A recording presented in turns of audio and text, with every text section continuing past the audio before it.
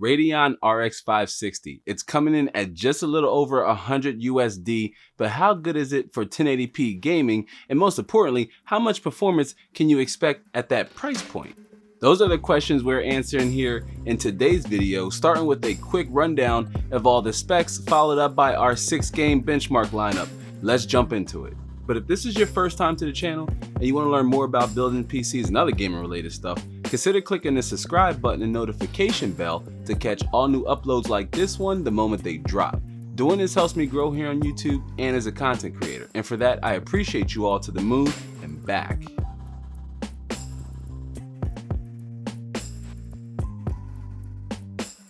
What's happening YouTube and the internet? Terrence here, and we are back inside the lab and taking a look at a GPU that I've been wanting to do a video on for quite a while now, simply because of the insane amount of value crammed inside of the tiny little package. And as we mentioned earlier in this video, the GPU in question is the MSI RX 560 Aero from the Polaris family. It has 2 GB of GDDR5 SD RAM on a 128-bit bus, 1024 stream processors, and a boost clock frequency of up to 1196 megahertz.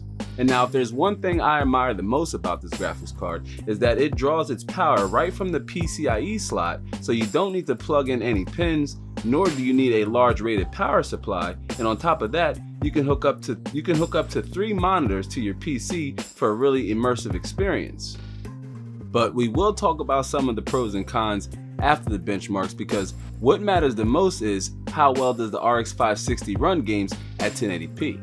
And so we will be using our newly minted X470 test setup. It has 16 GB of Trident Z memory at 3000 MHz and a Ryzen 5 1600X running at stock settings.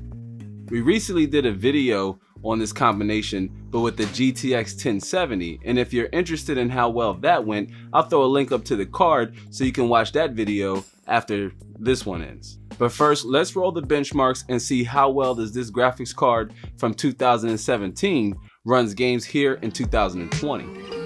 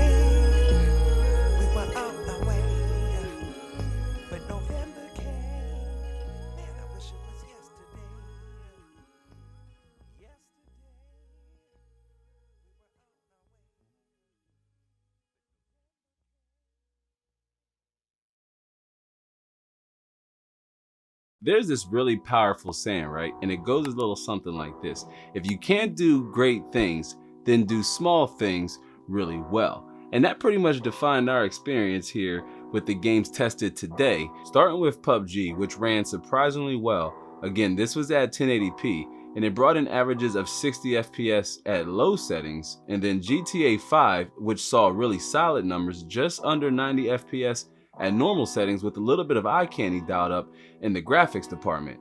And then Fortnite, which saw averages hovering near that 144 FPS mark at competitive low settings, but also carried pretty decent minimum and 1% lows. And then Apex Legends, which left a little bit more to be had, but managed playable FPS between 40 and 50 on average at essentially what was all low settings.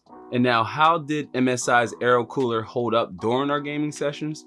The temperatures looked well and good, staying under 60 degrees C with the fan speed set to auto, which was really quiet. Here, have a listen to the cooler at work.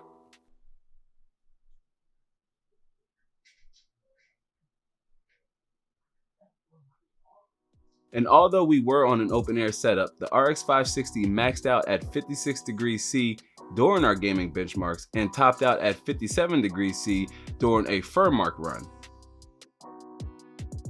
And now, while all of these games were playable or definitely ran at a playable FPS, you could lower your resolution to 1280 by 720p and you'd see much better performance at the expense of a few thousand pixels. But even then, you'd be able to dial up a few of the graphic settings, say on models and environment. For example, here in Call of Duty Warzone, which ran much smoother at 720p low settings. But that wasn't the focus of today's video, but it is good to know that you have the option of lowering the resolution to increase your FPS by almost twofold. And so where does that leave the RX 560? Again, with its low price point, minimal heat output, and low TDP, it's definitely a viable option if you got around $100 in the bank and you're stuck on integrated graphics, or you want to upgrade from a much older AMD or NVIDIA GPU to get a boost in performance running today's modern games. So if you want to learn more about building PCs and other tech related stuff, jump to either of the two playlists on your screen, or consider clicking the subscribe icon down there at the bottom and you'll be ahead of the game. And with that said, thanks for giving this one a watch. I'm gonna go ahead and go. I hope to catch you on the next one. So until then, be easy.